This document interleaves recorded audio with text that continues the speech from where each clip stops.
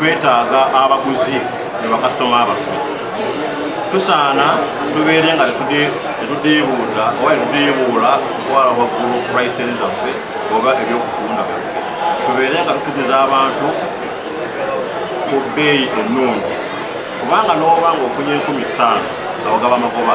okusinga okwagala ofuna emitwalo 2 ate nga tugenda kufuna bakasitoma tusaba tukakkane tubeere nga tusobola okutunda agula afunemu naawe atunda aguleki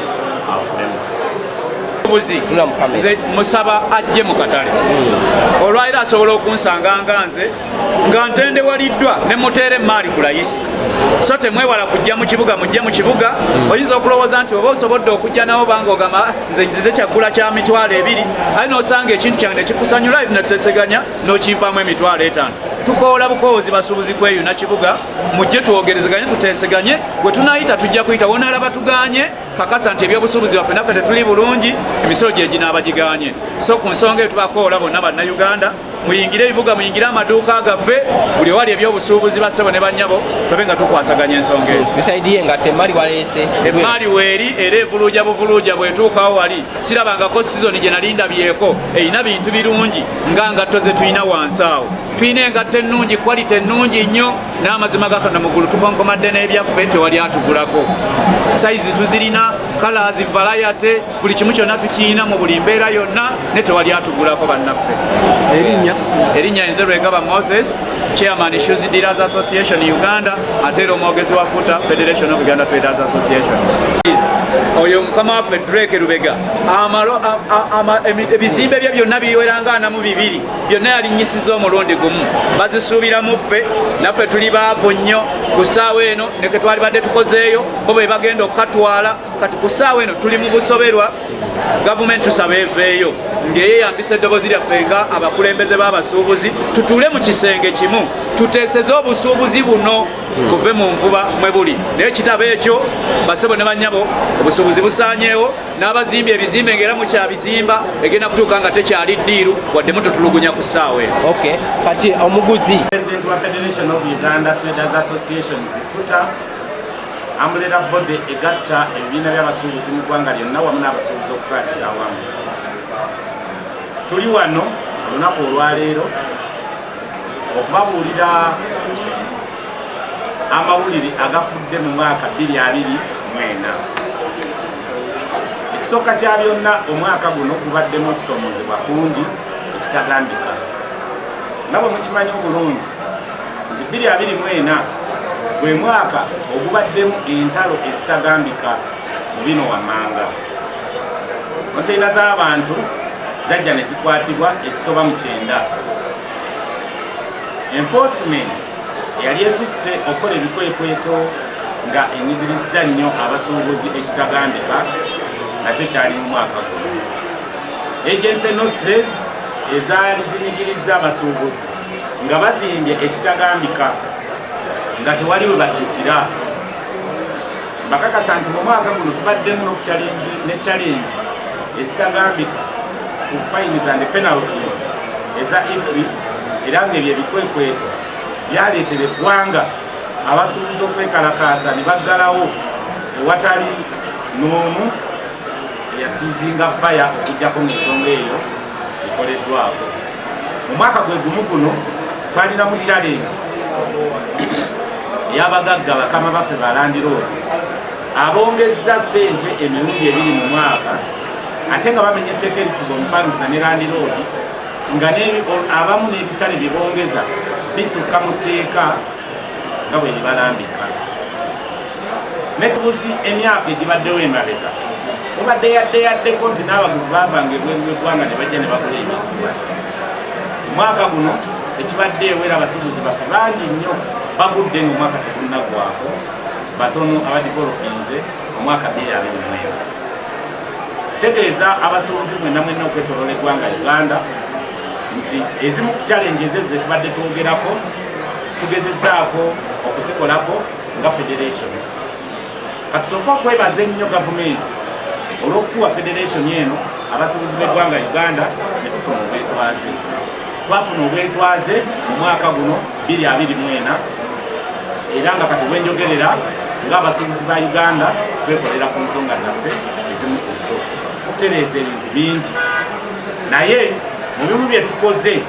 mu lutalo sematalo lwe tubadde nalwo omwaka guno fines and penalties,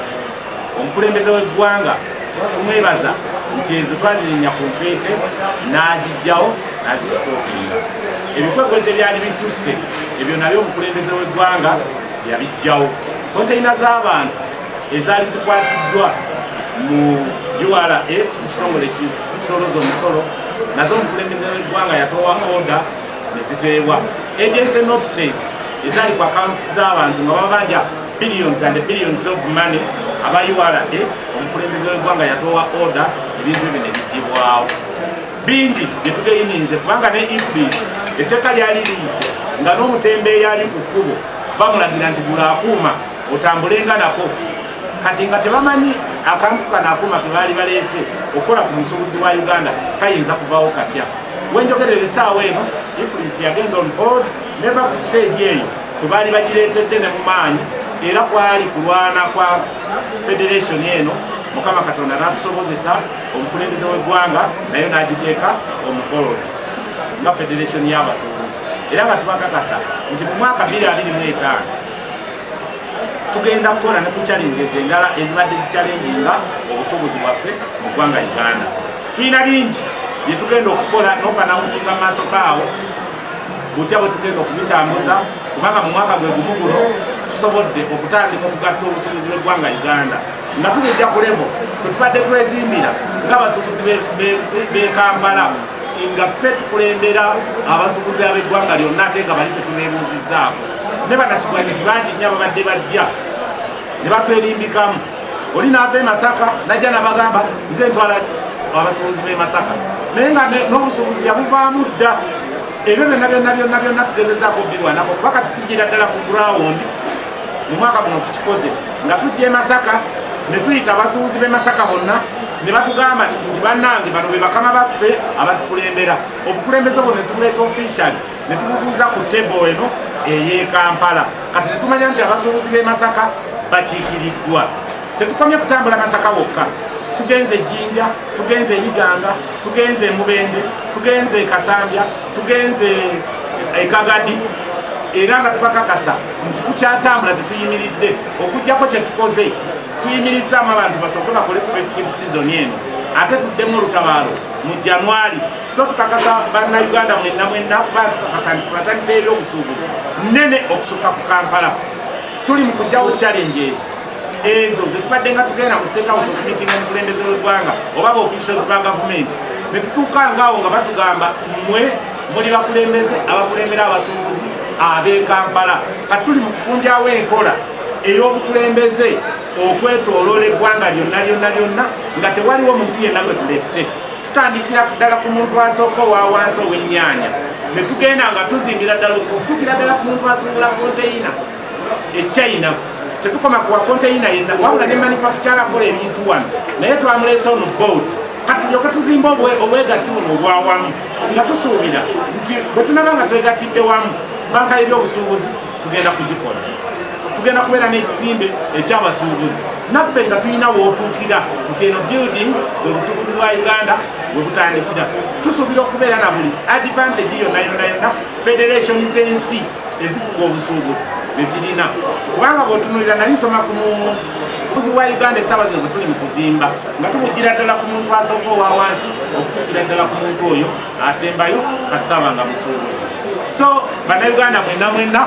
tuyise mu challenges nnyingi nnyo ng'abasuubuzi b'eggwanga Uganda nga tetweteeseteese kati kino kye tukola tuli mu kweteekateeka n'okwepositioninga obulungi era challenge zonna ezibadde ziringa obusuubuzi tubakakasa nti zigenda kuggwaawo mu myaka egijja maaso. Twewaddeyo okukolera awamu nga tukakasa nti mu bwegasi buno kijja kutuyamba okulaba nga tugatta obusuubuzi buno tuzimbe bizinesi tuzimbe bannayuganda n'eggwanga lyaffe lyonna okutwaliza awamu. Mwaka 2024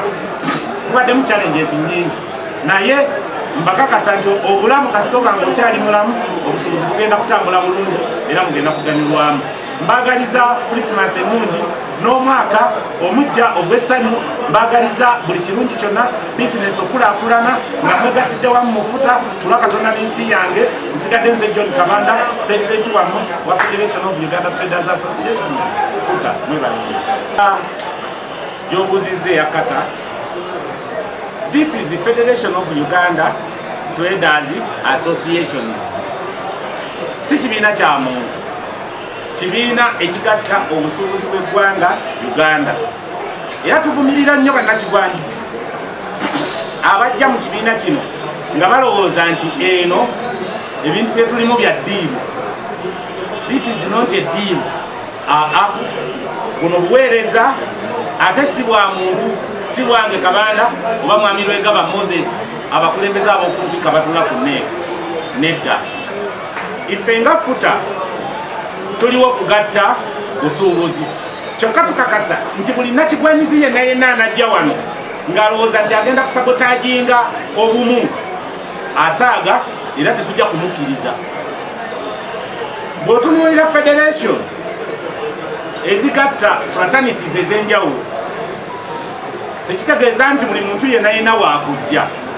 kubanga yo gavumenti tekukaka nti wampaka you have to join futa. Twetaaga abo bokka beeteeseteese abaagala obumu. Kati obuzibu obuli mu Uganda abantu abamu bafuuse bannafu balowooza nti bwe balengera ebintu ebinene oli agenda kujja akoleremu ddiiru afunemu ng'omuntu agende.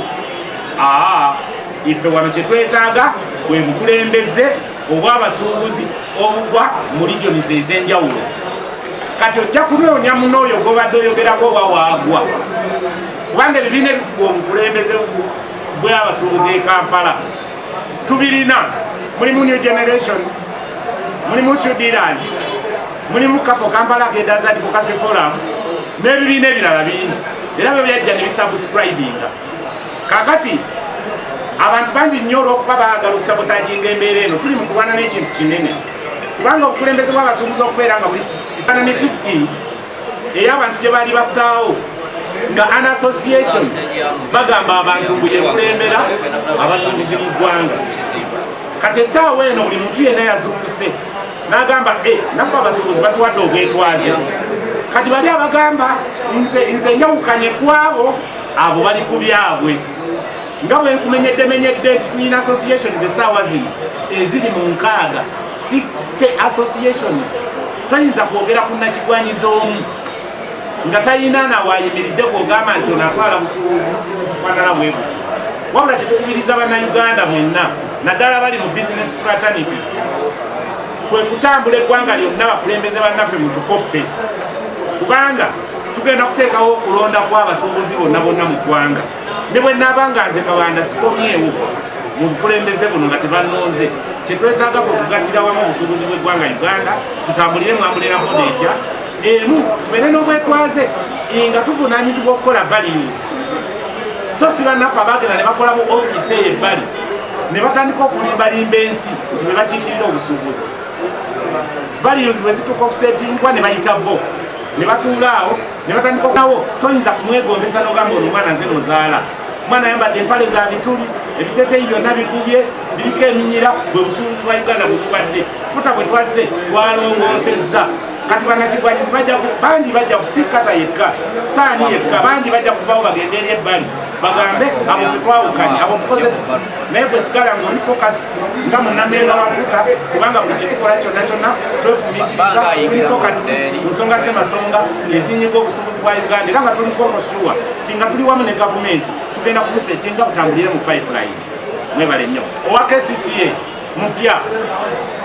ate nga bwolaba federation naffe tubadde tuli nnyo focused ku bintu ebirala bingi essaawa eno nga bannaffe bangi tebamanyi bigenda mu maaso idi tugenda muwandiikira ku nsonga y'abatembeeyi tukwatagane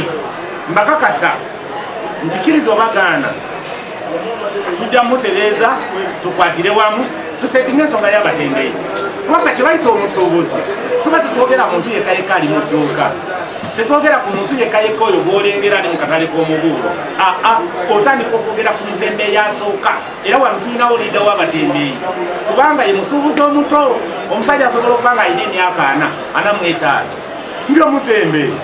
naye essaawa yonna ng'agenda kubeera manufacturer oba landiroodi e Kampala kati abo bonabona tetubayisaamu maaso yensonga lwaki twasaba gavumenti etuwe federation tukwate abantu abo bonna tubagatire wamu tusobole okutambulira mu pipeline nga tuli ku lutu ejja emu nti kyonoogamba omutembeeyi agenda kiwulira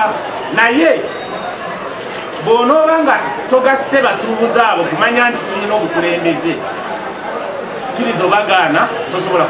kutereeza nsonga y'abatembeeyi so tugenda kuwandiikira idi tukwatagane mu nsonga eyo abatembeeyi bagenda kufuna obwenkanya ku issue eno nnyo kukikwatagana ne balandiroodi baffe ekyo si kikyamu